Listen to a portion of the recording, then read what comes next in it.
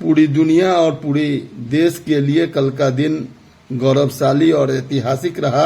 कल वैशाली में मुख्यमंत्री नीतीश कुमार ने बौद्ध संग्रहालय और महात्मा बुद्ध की अस्थि कलश के अवशेष को स्थापित किया और इसके कारण यहाँ पर जो पुराना गौरव था वो वापस हुआ।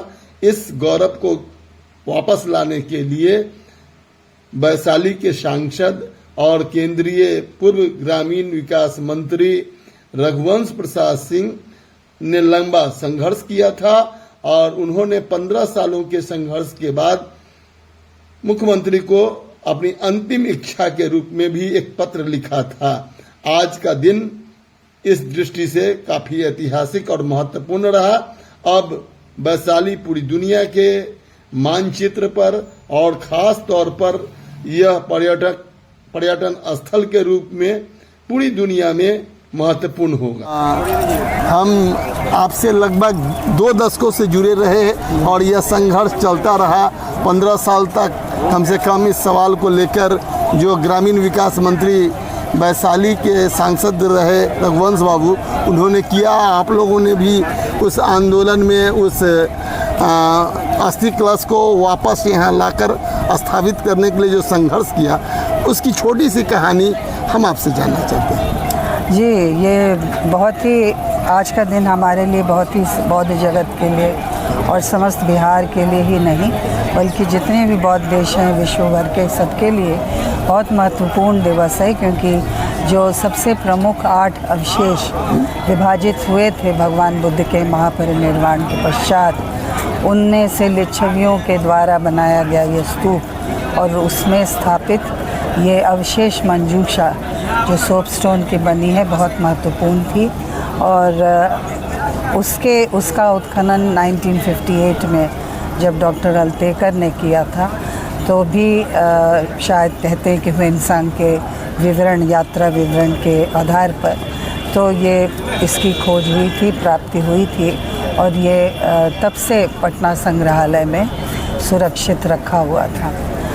अब पटना उसकी वास्तविक भूमि नहीं थी, उसकी भूमि वैशाली थी। सबसे पहले उस स्तूप की परिकल्पना हमारे माननीय मुख्यमंत्री जी ने पाटलिपुत्र के बुद्ध स्मृति पार्क में उसको रखने की योजना की थी, लेकिन वैशाली वासियों का खास करके जैसा आपने बताया कि पूर्व मंत्री स्वर्गीय आदरणीय रघुवंश बाबू जी और पहले के पूर्व पर्यटन मंत्री हिंद केसरी यादव जी, इन लोगों ने बहुत ही बड़ी अहम भूमिका निभाई। बहुत ही इसके लिए एक जैसा आंदोलन जैसा क्रिएट किया जिसमें सारे वैशाली वासी और जितना बौद्ध जगत था सब उससे सहमत हुए कि जहाँ से ये उत्खनित हुए उसी स्थल पर इनको वापस स्थापित किया जाना चाहिए। और आज वही क्षण है जो कि बहुत ही रोमांचक है, बहुत ही भावुक होने का क्षण है और हम जितना भी हृदय से आभार व्यक्त करें अपने माननीय मुख्यमंत्री का, इस परियोजना की उन्होंने परिकल्पना की, इस महास्तूप की जो कि आज जिसका उद्भव हुआ है लगता है पृथ्वी के गर्भ से, और रत्न जटित स्तूप की परिकल्पना सद्धर्म पुंडरीक सूत्र में की जाती है जो आकाश से अवतरित हुआ। ये भूगर्भ से उत्पन्न हुआ ये स्तूप आज बहुत ही विश्व में एक अनूठा स्थल और एक अनूठा बौद्ध जगत का एक आकर्षक केंद्र बनेगा, ये हमारा पूरा विश्वास है। क्या इसके बाद अंतर्राष्ट्रीय स्तर पर जो बौद्ध समुदाय के लोग हैं उनके लिए यह स्थल इतना महत्वपूर्ण हो जाएगा?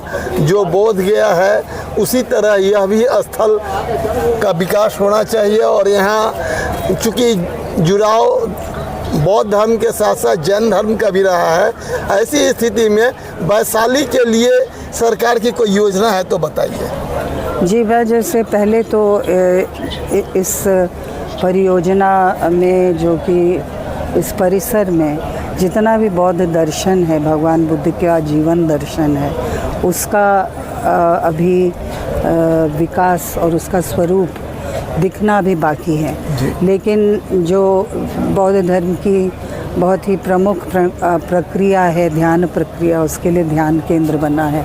स्तूप के अंदर ही ये ध्यान कक्ष बना है, जिसमें जो भगवान बुद्ध की प्रतिमा स्थापित है उसमें उस बहुत ही महत्वपूर्ण घटना का चित्रण है, जहाँ एक वानर ने भगवान बुद्ध जब ध्यान में लीन थे तो उन्हें शहद अर्पित किया था, और यहीं पे उन्होंने अपने आगामी महापरिनिर्वाण की घोषणा की, प्रथम भिक्षुणी संघ की स्थापना की और यहाँ अपना अंतिम उपदेश दिया, आपको दीपो भव। तो इस तरह से इस स्थल का जो बहुत ही गरिमामय इसका इतिहास रहा है उसको उद्भासित करने में और उसको यहाँ पर जनता के बीच उसमें उनकी अभिरुचि उत्पन्न करने के लिए बहुत ही नवीन तरीके का एक प्रदर्शन कक्ष भी बनाया जा रहा है, प्रदर्शनी म्यूज़ियम बनाया जा रहा है, जिसमें न केवल उनका जीवन दर्शन देखेंगे आप, बल्कि बौद्ध धर्म जो विभिन्न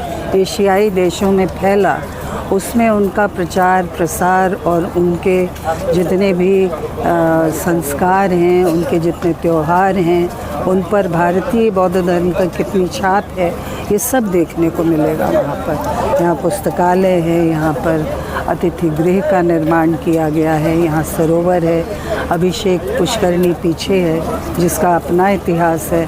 लिच्छवी गणराज्य के हर राजा का वहाँ अभिषेक होता था उसके जल से।